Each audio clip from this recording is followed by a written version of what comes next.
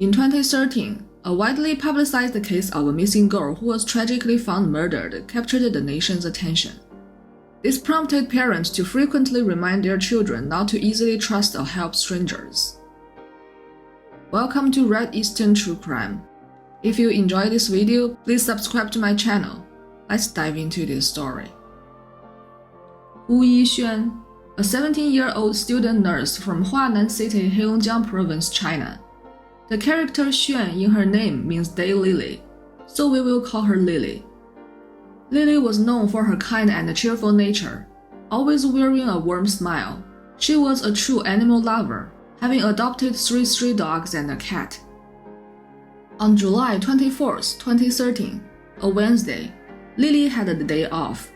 Her parents had left for work early that morning, and Lily had planned to visit a friend who lived a short 10-minute walk away. But because of the morning rain, she left home in the afternoon. Her friend called her several times to find out if she had left home.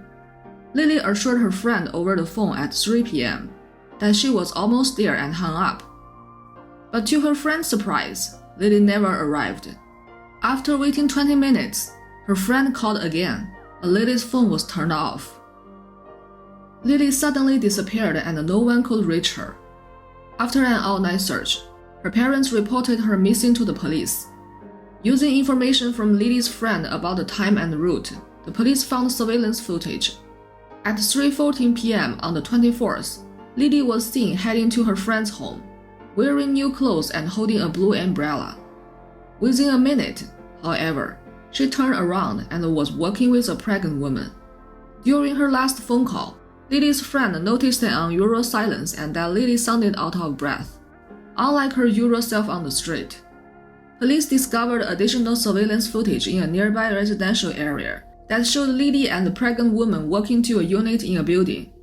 At 3:18 p.m., Lily sent a text message to another friend saying, quote, "Drop off a pregnant lady, just arrived at her home," unquote. However, 3 hours and 14 minutes later, surveillance footage captured the pregnant woman carrying a bag, with a man carrying a suitcase on his shoulder walking behind her. They put the suitcase in a car and drove away, but Lily was nowhere to be seen. The police had strong suspicions about the involvement of the pregnant woman and the man in Lily's disappearance. After verifying their identities, they arrested the pregnant woman at the rural home of the man's parents 4 days later after Lily went missing. The man had initially gone into hiding, but was eventually found in an abandoned rural house. The pregnant woman's name is Tan Beibei, and we will call her Tam. The man's name is Bai Yunjiang, and we will call him Bai. They were a couple. At that time, Tam was very pregnant and a few days away from giving birth. During questioning, Tam confessed quickly and seemed calm. She admitted that on the afternoon of July 24th, she faked a stomachache on the street to trick Lily into helping her get home. While they arrived at Tam's apartment, her husband Bai pretended to be grateful and offered Lily a yogurt spiked with drugs. Bai then assaulted Lily while she was unconscious. When Lily began to wake up and resist, Tam held her legs and Bai smothered her with a pillow until she died. They then placed Lily's body in a suitcase and then drove to a suburban cornfield to dispose of it. Tam led the police to the suburban area where they discovered Lily's lifeless body in the cornfield. Even the police found it hard to understand how a pregnant woman about to give birth could be so heartless as to harm a girl who had tried to help her. Tam was born in 1981 in Yantai, a coastal city in Shandong Province, China. Her parents worked as laborers, and she has a younger brother.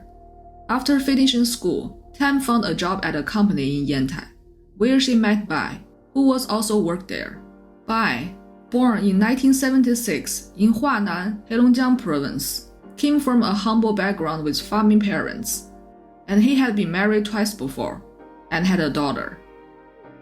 After dating for some time, Tam decided to move to Bai's hometown, a small and less developed town in northeastern China.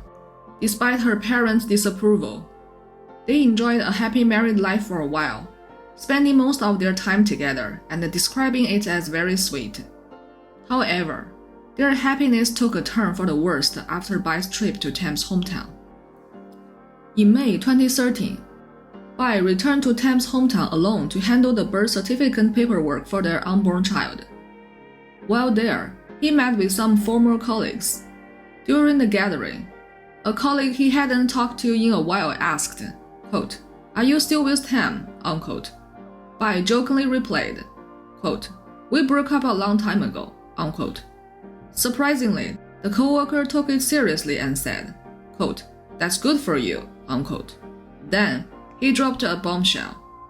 Tam had been sexually involved with several male co-workers at the company, both before and during her relationship with Bai. Shockingly, almost everyone in the company was aware of this, except for Bai. Bai was deeply hurt by his wife's affair, and it had a lasting effect on him. He became physically ill for several days, almost as if under a spell. When Bai confronted Tam with her infidelity, she admitted it. This completely changed their relationship. Bai's mind was in turmoil, constantly haunted by the memory of his wife's betrayal and the teasing of his colleagues. As Tam continued to beg for Bai's forgiveness, Bai finally told her that he forgave her. However, the hurtful incident lingered in Bai's heart, making it impossible for him to forget. This led to moments of sudden anger, sometimes even physical violence against Tam, followed by immediate apologies. Tam desperately sought Bai's forgiveness, and they had numerous conversations about how to fix their problems. One day, when Bai was feeling down, he mentioned, quote, "I've been with a few women, and none of them were virgins. I wonder what that's like," unquote. Tam playfully suggested, quote, "Well, maybe I should find you a young girl," unquote. Unexpectedly, Bai took her joke seriously, and from then on, he urged Tam to keep her promise. Whenever Bai was reminded of Tam's infidelity, he insisted that she should actually find a young girl. In July 2013, Tam started approaching girls on the street and pretending to have a stomachache. Before Lily, 2 other girls had experienced similar encounters. The first girl was 13 years old, and just as Tam was about to get help up the stairs, she felt guilty and decided not to let the young girl accompany her. When Tam returned home, she had to face Bai's insults. The second girl, who had accompanied Tam to the entrance of the building, said she couldn't go any further and left on her own. Then, on July 24th, while they were watching TV at home, a TV show happened to be playing a scene about betrayal, which again angered Bai. He immediately told Tam to go downstairs and find someone. Bai used his cell phone to control Tam remotely from the balcony, and they targeted Lily, who happened to be passing by. He told Tam, quote, "Go ask this girl if she'd like to walk you home," unquote. Again, using her stomachache as an excuse, Tam approached Lily, who in her kindness unknowingly walked into the trap they had set for her. After Lily drank the yogurt, Bai carried her to the bedroom while Tam waited outside.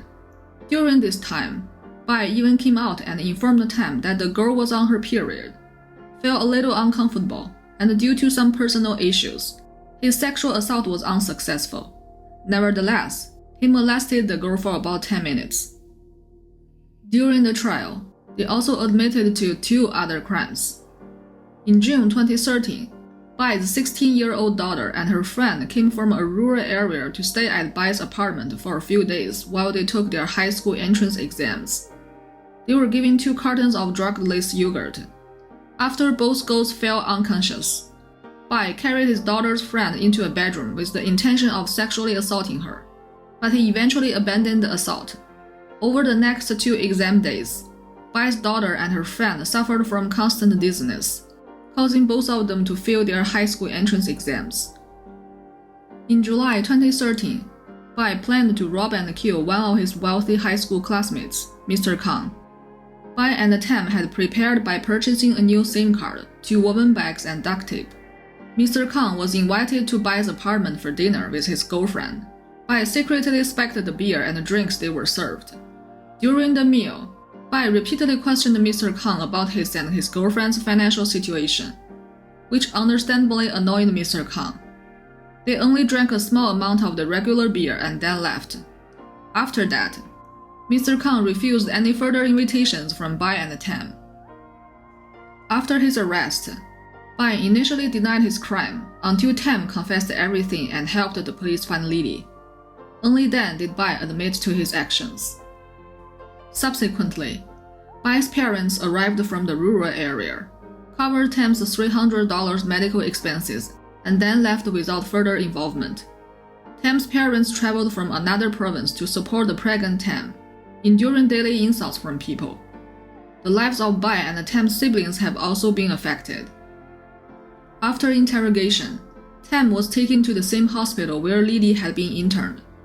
The doctors and nurses there harbored strong resentment toward this woman known for her cold and cruel actions. Despite their deep emotional turmoil, they maintained their professionalism and fulfilled their duty to care for Tam. The hospital received numerous phone calls every day, asking the doctors not to give Tam anesthesia so she could feel the pain herself. Many angry people came to the hospital demanding to see this evil pregnant woman. They gathered at the entrance of the hospital and shouted insults at Tam. 9 days after Lily's death, Tam gave birth to a baby boy by C-section. Since none of their family members were willing to raise the child, the baby was placed in an orphanage after 1 month. Tam had one special request, that the child never be told about his biological parents. When the child was taken away, Tam, who had remained composed until then, burst into tears. On June 16, 2014, Bai was sentenced to death, while Tam, who was pregnant at the time of the crime, was sentenced to life in prison. Bai was executed on January 30, 2015. At the time of the tragedy, Lily was 1 month away from her 18th birthday, but she will forever remain 17. In a later interview, when a reporter asked Lily's father if he would still teach his daughter to help others if he could go back in time, he hesitated and then said, quote, "Kind people should protect themselves when they help others," unquote. What are your thoughts on this story? Please share in the comments section. Thank you very much for watching. If you enjoyed this video, please like it and subscribe to my channel.